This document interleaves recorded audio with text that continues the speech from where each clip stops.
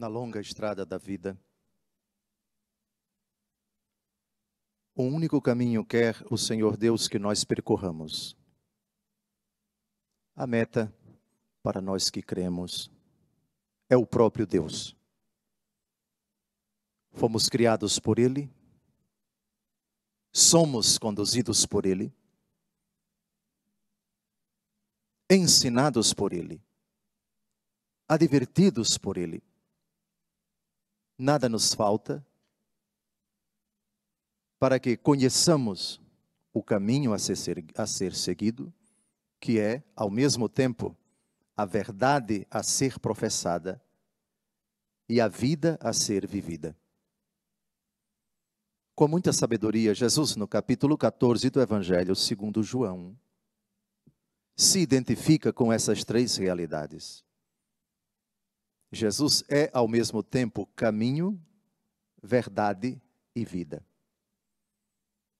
A vida não é uma realidade estática. Ninguém vive por viver. Para lembrarmos uma frase de uma das músicas de Roberto Carlos, da década de 70, traduzindo talvez uma certa desilusão amorosa. Uma música até bonita, eu vou vivendo por viver. O cristão não vive por viver, o cristão vive por causa de Cristo. Filipenses capítulo 1, versículo 21. Para mim, o viver é Cristo e o morrer é lucro. A vida é um lucro, porque caminha para Cristo. E a morte, passagem dolorosa, porta transponível para todos, e dela ninguém escapou, nem nosso Senhor Jesus Cristo. Até que ela chegue, a vida transcorre como uma aventura num caminho. É óbvio que depois do pecado, o demônio, que não pode cancelar o caminho, tenta desviar-nos do caminho, apresentando veredas, atalhos, e quem percorre-os verdadeiramente pode se dar muito mal. E o dar-se muito mal é algo bem grave. A condenação. Para que ele consiga desviar-nos do caminho, ele se utiliza de muitos estratagemas. No lugar do caminho, atalhos. Sedutores. Aparentemente prazerosos. Compensatórios. No lugar da verdade, meias verdades. Mentiras. Embustes. Engodos. Ele é o sedutor do mundo inteiro. É São João, no capítulo 12 do Apocalipse, quem utiliza esta expressão. Jesus vai mais além ao chamá-lo de pai da mentira. Quando ele mente, fala do que lhe é próprio, porque é mentiroso e pai da mentira. João capítulo 8, versículo 44. E ele é uma falsa vida, que na verdade é uma morte. Se Jesus então é caminho, verdade e vida, o demônio é atalho, mentira e morte. Ocorre que o atalho nunca nos é apresentado como uma alternativa ao caminho, mas como um caminho. Deus é santo, santo, santo. 777. 7 é o número da perfeição. Evoca a ideia de plenitude, de exatidão. 7 dias da semana, 7 sacramentos, 7 dons do Espírito Santo. 7 é o número de Deus por excelência. E o diabo chega perto. É 666. 666. Apocalipse capítulo 13, versículo 18.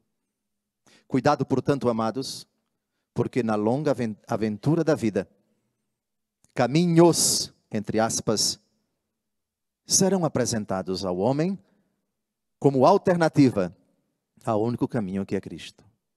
Meias verdades, supostas verdades, como alternativa à única verdade que é Cristo.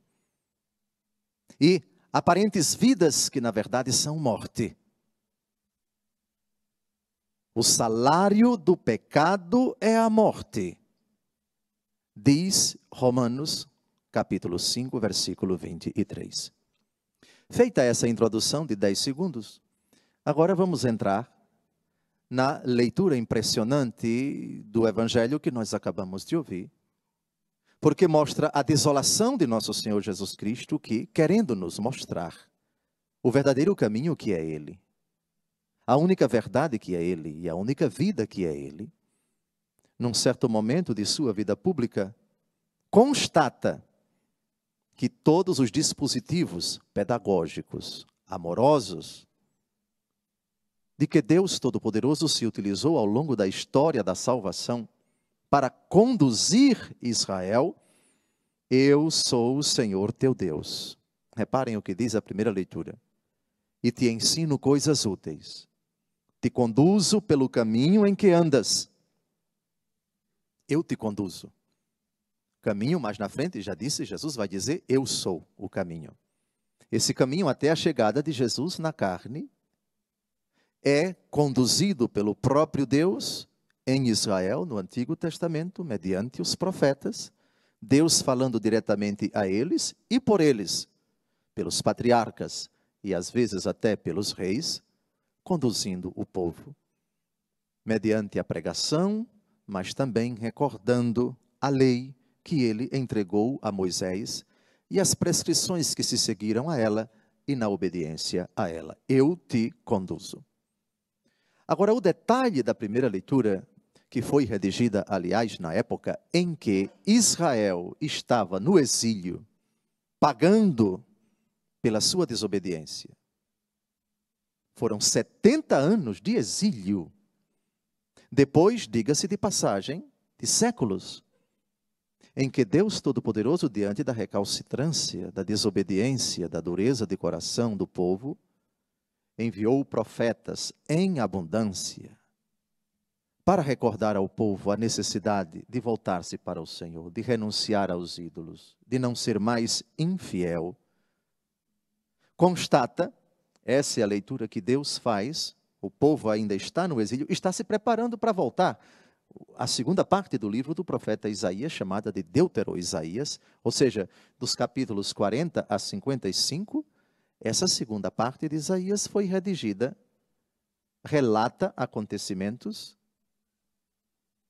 do exílio e do retorno de Israel do cativeiro de Babilônia rumo à terra prometida, 70 anos depois.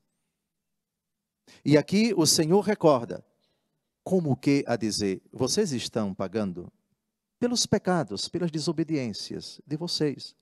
Vocês vieram para cá, por que não quiseram me escutar? Escutem só a primeira leitura de hoje. Ah, se tivesses observado os meus mandamentos, tua paz teria sido como um rio, tua justiça como as ondas do mar, ou seja, tua paz seria abundante, seria farta e seria incomensurável. Tua descendência seria como a areia do mar, os filhos do teu ventre como os grãos de areia, e teu nome não teria desaparecido, nem teria sido cancelado da minha presença. Deus considera oportuno, alguém que não tem fé poderia dizer, ele está passando na cara. Expressão no Brasil que significa, eu errei e o Senhor ainda se compraz em lembrar da minha desgraça. Bem, a pedagogia de Deus é exatamente esta. Não é passar na cara, mas ajudar aquele que dele se afastou a compreender que o que está acontecendo não é fruto da vingança de Deus no sentido humano, mas consequência dos seus atos, de sua recalcitrância, de sua desobediência. E ao recordar, se você tivesse, se você não fizesse, se você me obedecesse, isso faz parte da pedagogia, porque ajuda a pessoa a fazer uma leitura justa dos acontecimentos, porque a pessoa dura na queda, cabeça oca, que é advertida durante muito tempo, insiste na prática do pecado, depois começa a colher as consequências e não tem a sensibilidade e a maturidade de olhar para trás e fazer um nexo entre causa e efeito. Ou seja, é a burrice que eu cometi. Eu fui cabeça dura, eu fui o culpado, eu fui o responsável e não mais ninguém. É lógico que quem faz isso tem um pouco de humildade e tem um pingo de maturidade, porque no sofrimento ele é chamado a amadurecer como o filho pródigo. Na casa do meu pai há comida em abundância e eu aqui passando fome. Por isso, às vezes é oportuno e até um dever do pai ou da mãe, quando o filho dá uma cabeçada, quando o filho comete uma fraqueza, se você tivesse me escutado. Isso é bom, não no sentido de vingança, isto é, já que ele está arrasado, agora vou me vingar, agora vou desmoralizá-lo mais ainda. Não é isso, não é isso. Mas quem ama, vendo a pessoa amada, depois de ter desobedecido, depois de ter quebrado a cara, precisa ir ao encontro dela, para fazer essa leitura e ajudá-la a compreender o que São Paulo diz em Gálatas capítulo 6, versículo 7.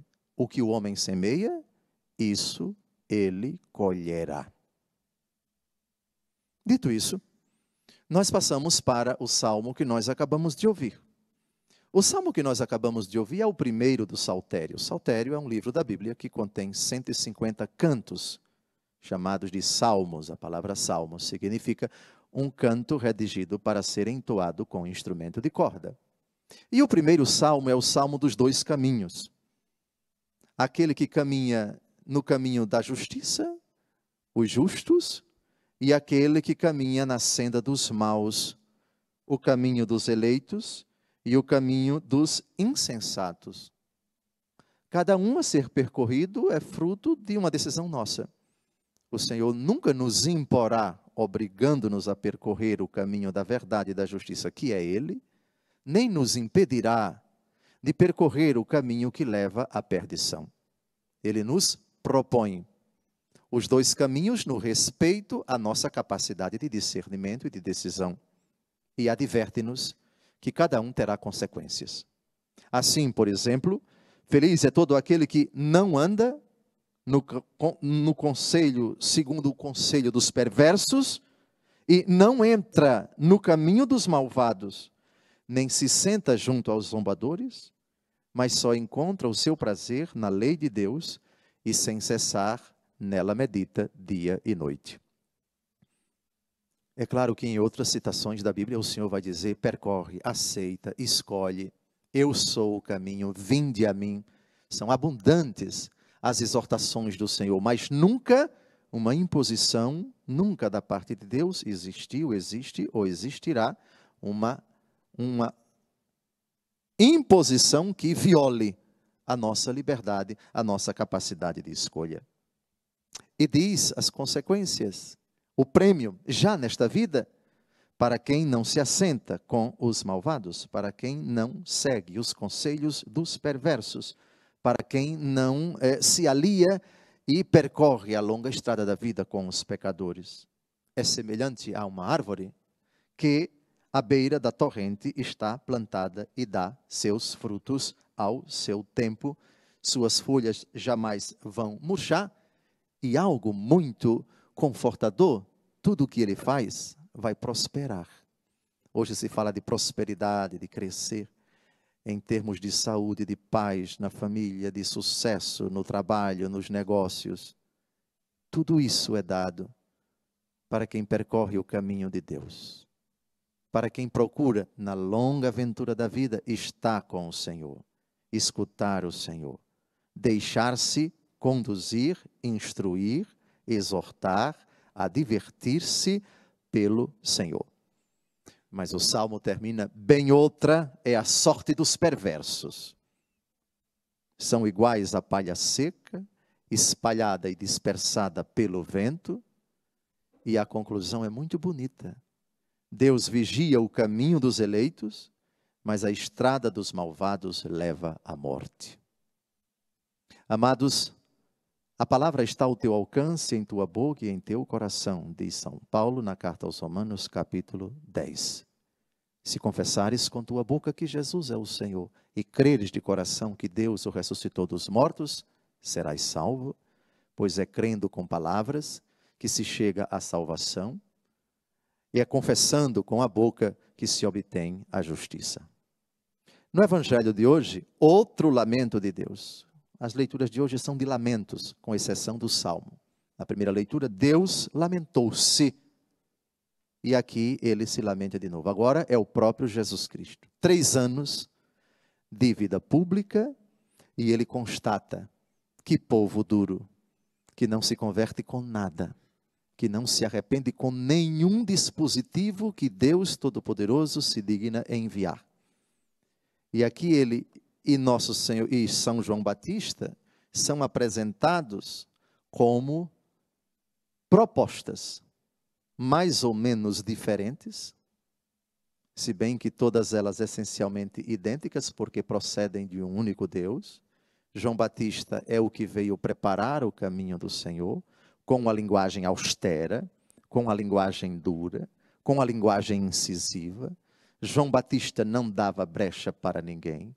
João Batista era extremamente exigente, inclusive com Herodes, que praticava o adultério, e essa foi a causa da morte de Herodes, o ódio de Herodíades, a esposa do irmão de Herodes, Filipe, com quem ela mantinha, ela, esposa de Filipe, irmão de Herodes, vivia em adultério com seu cunhado, que era Herodes. João Batista denunciou, ele foi preso, e um dia, Herodíades, numa festa, depois que sua filha dançou na presença do rei: o que você quer, ainda que seja metade do meu reino, eu dou para você, disse Herodes à menina.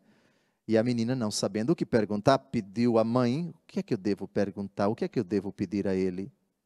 A cabeça de João Batista. João Batista, portanto, quanto a energia da pregação, foi intransigente, foi duro, foi radical com o pecado. Era uma pregação dura. Atenção, chamada por Jesus aqui de pregação de lamento. Já Jesus Cristo, aquele que João Batista anunciou como o Cordeiro de Deus, que tira o pecado do mundo, sem dúvida alguma fez pregações duríssimas, mas manifestou sobretudo a misericórdia, a compaixão para com os pecadores. Jesus, portanto, aqui é comparado com aqueles que tocam flauta. João Batista como aquele que entoa lamento. Vejam a reclamação de Jesus. Com quem vou comparar esta geração? Como crianças sentadas nas praças que gritam para os colegas dizendo: tocamos flauta e vós não dançastes. Entoamos lamentações e vós não batestes no peito. Aí vem a interpretação dessa alegoria. Veio João que não come nem bebe e vocês dizem que ele está com o demônio. Veio o Filho do Homem que come e bebe e dizem: é um comilão e beberrão, amigo dos cobradores de impostos e de pecadores. Ele está com o demônio. O coração do homem, quando está fechado para Deus, qualquer coisa que Deus faça, ele sempre vai rechaçar, sempre vai fazer uma leitura pervertida daquela manifestação doce ou às vezes enérgica de Deus para com o homem. Concluo essa homilia com o arremate do evangelho de hoje. Reparem, a sabedoria foi reconhecida com base em suas obras. É a última frase do evangelho de hoje. A sabedoria foi reconhecida com base em suas obras. Pergunta-se, quem é a sabedoria? Que sabedoria é essa? 1 Coríntios capítulo 1, de 22 a 24. Os judeus pedem milagres.